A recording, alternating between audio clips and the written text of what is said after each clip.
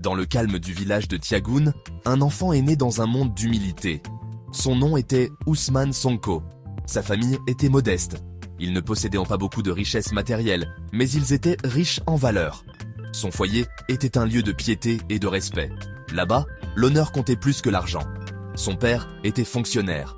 C'était un homme d'une grande rigueur. Il a appris à son fils le sens du devoir.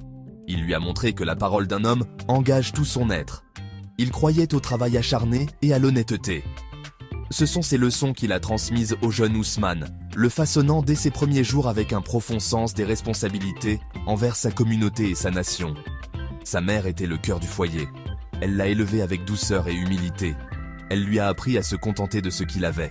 Elle lui a montré l'importance du respect, surtout envers les anciens. Dans leur petite maison, l'esprit de partage était très présent. Un repas était toujours partagé avec un voisin. Une main tendue était offerte à ceux qui en avaient le besoin.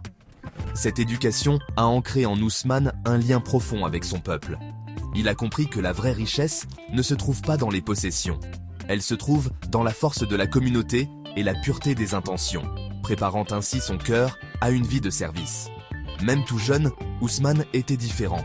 Il ne se contentait pas de jouer, il avait un esprit vif et une curiosité insatiable. Il s'asseyait avec les anciens du village sous le grand baobab. Il écoutait attentivement leurs discussions. Les vieux parlèrent de la pluie, des récoltes et des difficultés du quotidien.